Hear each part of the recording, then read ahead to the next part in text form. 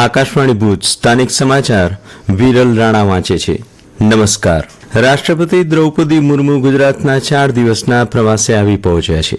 રાજ્યપાલ આચાર્ય દેવવ્રત અને રાજ્યમંત્રી જગદીશ વિશ્વકર્મા સહિતના મહાનુભાવોએ વડોદરા એરપોર્ટ ખાતે રાષ્ટ્રપતિનું ઉષ્માભેર સ્વાગત કર્યું હતું. રાષ્ટ્રપતિએ તેમના પ્રવાસનો પ્રારંભ કેવડિયાથી કર્યો છે.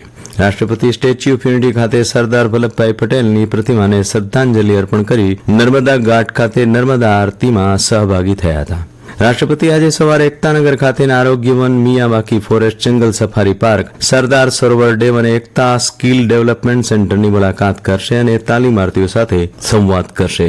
ત્યારબાદ તેઓ અમદાવાદના પારડી વિસ્તારમાં આવેલી રાષ્ટ્રીય ડિઝાઇન સંસ્થા NIDના 44મા પદવીદાન સમારોહમાં ઉપસ્થિત રહેશે.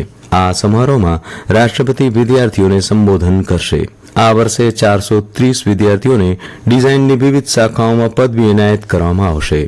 રાષ્ટ્રપતિ દ્રૌપદી મુર્મુ આવતીકાલે 28મીએ ભુજમાં સ્મૃતિવન ભૂકંપ સ્મારકની મુલાકાત લેશે. ત્યારબાદ તેઓ સફેદ રણની ટેન્ટ સિટીમાં રાત્રિ રોકાણ કરશે, જ્યારે 1 માર્ચે રાષ્ટ્રપતિ યુનેસ્કો વિશ્વ ધરોહર સ્થળ ધોળાવીરાની મુલાકાત લેશે. તેઓ સફેદ રણથી ધોળાવીરા જતા રોડ ટુ હેવન તરીકે જાણીતા માર્ગને પણ નિહાળશે. રાષ્ટ્રપતિ દ્રૌપદી મુર્મુ પ્રથમવાર કચ્છના પ્રવાસે આવી રહ્યા છે, ત્યારે તેમના આગમન માટે તંત્રના જુદા જુદા વિભાગો દ્વારા વ્યાપક તૈયારીઓ કરવામાં આવી રહી છે. જિલ્લા કલેક્ટરના માર્ગદર્શનમાં પ્રવાસની તૈયારીઓને આખરી ઓપ અપાયો છે.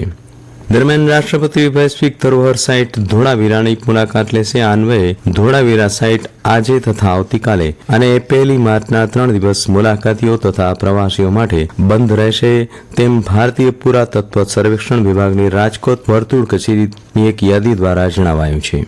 પ્રયાગરાજમાં યોજાઈ રહેલા વિશ્વના સૌથી મોટા આધ્યાત્મિક અને સાંસ્કૃતિક મેળાવડા મહાકુંભનું ગઈકાલે મહાશિવરાત્રીના દિવસે સમાપન થયું. 45 દિવસ ચાલેલા આધ્યાત્મિક મહાકુંભમાં 66 કરોડથી વધુ ભક્તોએ પવિત્ર સ્નાન કર્યું. આ મહાકુંભમાં અનેક અગ્રણી હસ્તીઓએ સંગમમાં પવિત્ર ડૂબકી લગાવી. પવિત્ર ડૂબકી લગાવ્યા બાદ ભક્તોએ શહેરના શિવ મંદિરોની મુલાકાત પણ લીધી હતી. ઉત્તર પ્રદેશના મુખ્યમંત્રી યોગી આદિત્યનાથે ભક્તો, સંતો અને કલ્પવાસીઓને શુભેચ્છા પાઠવી હતી.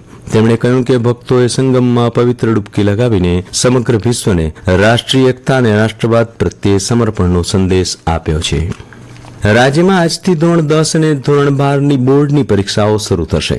રાજ્યમાં કુલ 14 લાખથી વધુ વિદ્યાર્થીઓ પરીક્ષા આપશે, જેમાં SSCના 9 લાખથી વધુ, HSCના 4 લાખથી વધુ અને HSCના સાયન્સ પ્રવાહના 1 લાખથી વધુ વિદ્યાર્થીઓ સામેલ છે. દરમિયાન કચ્છમાં SSCમાં જિલ્લાના 26,063 વિદ્યાર્થીઓ પરીક્ષા આપી રહ્યા છે, જ્યારે HSC સામાન્ય પ્રવાહમાં 13,557 વિદ્યાર્થી, જ્યારે વિજ્ઞાન પ્રવાહમાં 1,402 વિદ્યાર્થીઓ પરીક્ષા આપશે.